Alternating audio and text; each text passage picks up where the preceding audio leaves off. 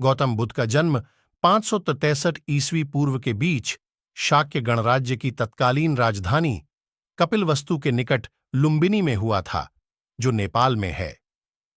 Lumbini one Nepal के तराई क्षेत्र में कपिलवस्तु और देवदह के बीच नौतनवा स्टेशन से 8 मील दूर पश्चिम में रुक्मिनदेई नामक स्थान के पास स्थित था।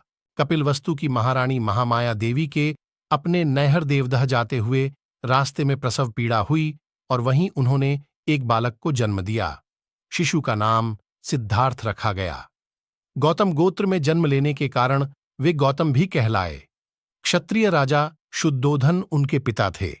परंपरागत कथा के अनुसार सिद्धार्थ की माता का उनके जन्म के 7 दिन बाद निधन हो गया था। उनका पालन पोषण उनकी मौसी और शुद्धोधन की दूसरी रानी महाप्रजावती गौतमी ने किया। शिशु का नाम सिद्धार्थ दिया गया, जिसका अर्थ है वह जो सिद्धि प्राप्ति के लिए जन्मा हो। जन्म समारोह के दौरान साधु दृष्टा आसित ने अपने पहाड़ के निवास से घोषणा की, बच्चा या तो एक महान राजा या एक महान पवित्र पथ प्रदर्शक बनेगा। शुद्धोधन ने 5वें दिन एक नामकरण समारोह आयोजित किया और 8 ब्राह्मण विद्वानों को भविष्य पढ़ने के लिए आमंत्रित किया। सभी ने एक सी दोहरी भविष्यवाणी की कि बच्चा या तो एक महान राजा या एक महान पवित्र आदमी बनेगा। दक्षिण मध्य नेपाल में स्थित लुम्बिनी में उस स्थल पर महाराज अशोक ने 3री शताब्दी ईसा पूर्व बुद्ध के जन्म की स्मृति में एक स्तंभ बनवाया था। बुद्ध का जन्म दिवस व्यापक रूप से थैरवदा देशों में मनाया जाता है। सिद्धार्थ का मन बचपन से ही करुणा और दया का स्रोत था। इसका परिचय उनके आरंभिक जीवन की अनेक घटनाओं से पता चलता है। घुड़दौड़ में जब घोड़े दौड़ते और उनके मुंह से झाग निकलने लगता, तो सिद्धार्थ उन्हें थका जानकर वहीं रोक देता और जीती हुई बाजी हार जाता। खेल में भी सिद्धार्थ को खुद हार जाना पसंद था, क्योंकि किसी को हराना और किसी का दुखी होना उससे नहीं देखा जाता था। सिद्धार्थ ने चचेरे भाई देवदत्त द्वारा तीर से घायल किए गए हंस की सहायता की और उसके प्राणों की रक्षा की। सिद्धार्थ ने गुरु विश्वामित्र के पास वेद और उपनिषद को तो पढ़ा ही, राजकाज और युद्ध विद्या की भी शिक्षा ली। कुश्ती, घुड़दौड़, तीर कमान, रथ हाँकने में कोई उसकी बराबरी नहीं कर पाता। 16 वर्ष की उम्र में सिद्धार्थ का कन्या यशोधरा के साथ विवाह हुआ। पिता द्वारा रथुओं के अनुरूप बनाए गए वैभवशाली और समस्त भोगों से युक्त महल में वे यशोधरा के साथ रहने लगे, जहां उनके पुत्र राहुल का जन्म हुआ। लेकिन विवाह के बाद उनका मन वैराग्य में चला और सम्यक सुख शांति के लिए उन्होंने अपने परिवार का त्याग कर दिया। राजा शुद्धोधन ने सिद्धार्थ के लिए भोग विलास का भरपूर प्रबंध कर दिया। 3 रथुओं के लायक 3 सुंदर महल बनवा दिए। वहां पर नाच गान और मनोरंजन की सारी सामग्री जुटा दी गई। दास दासी उसकी सेवा में रख दिए गए। पर ये सब चीजें सिद्धार्थ को संसार में बांधकर नहीं रख सकीं। वसंत ऋतु में एक दिन सिद्धार्थ बगीचे की सैर पर निकले। उन्हें सड़क पर एक बूढ़ा आदमी दिखाई दिया। उसके दांत टूट गए थे, बाल पक गए थे, शरीर टेढ़ा हो गया था।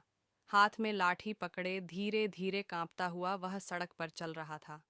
दूसरी बार कुमार जब बगीचे की सैर को निकला तो उसकी आंखों के आगे एक रोगी आ गया। उसकी सांस तेजी से चल रही थी, कंधे ढीले पड़ गए थे, बाहें सूख गई थीं, पेट फूल गया था, चेहरा पीला पड़ गया था। दूसरे के सहारे वह बड़ी मुश्किल से चल पा रहा था। तीसरी बार सिद्धार्थ को एक अर्थी मिली।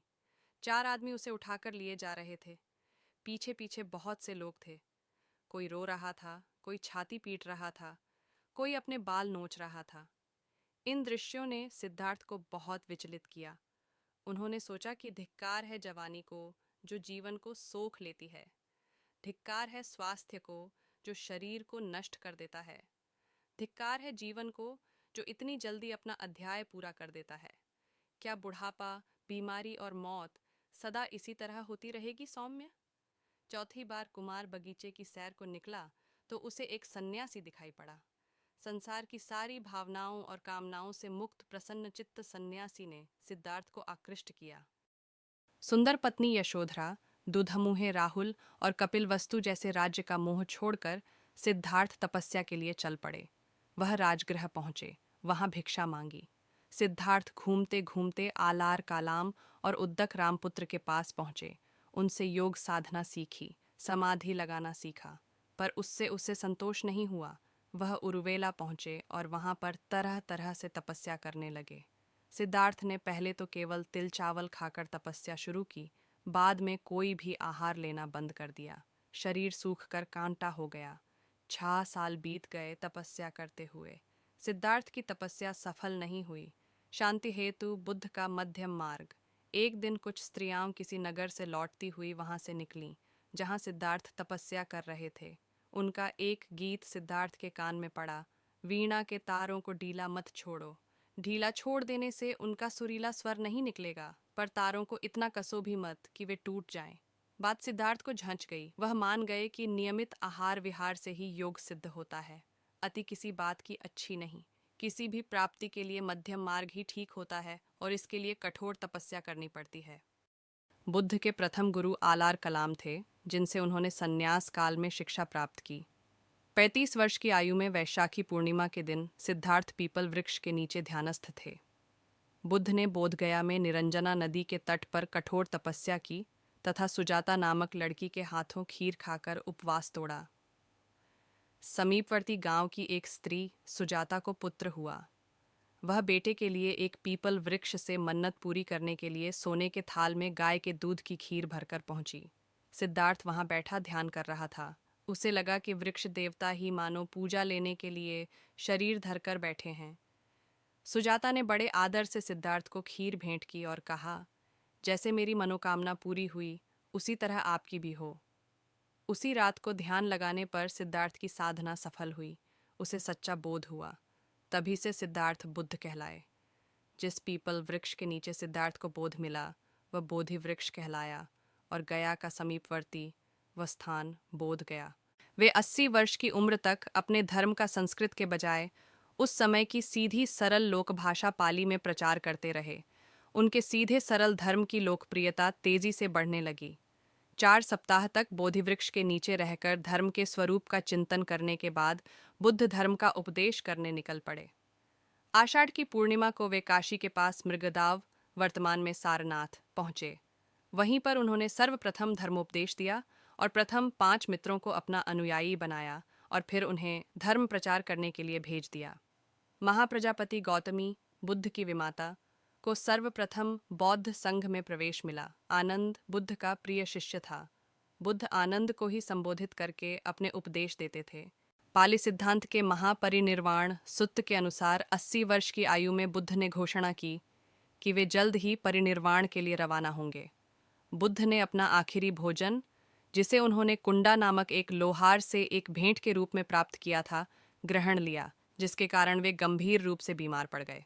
बुद्ध ने अपने शिष्य आनंद को निर्देश दिया कि वह कुंडा को समझाए कि उसने कोई गलती नहीं की है। उन्होंने कहा कि यह भोजन अतुल्य है। हमें दर्द को गले लगाना चाहिए और इसे अपनी यात्रा के ईंधन के रूप में जलाना चाहिए। अगर किसी को नसीब हो तो एक अकेली कल्पना 1 मिलियन यथार्थों को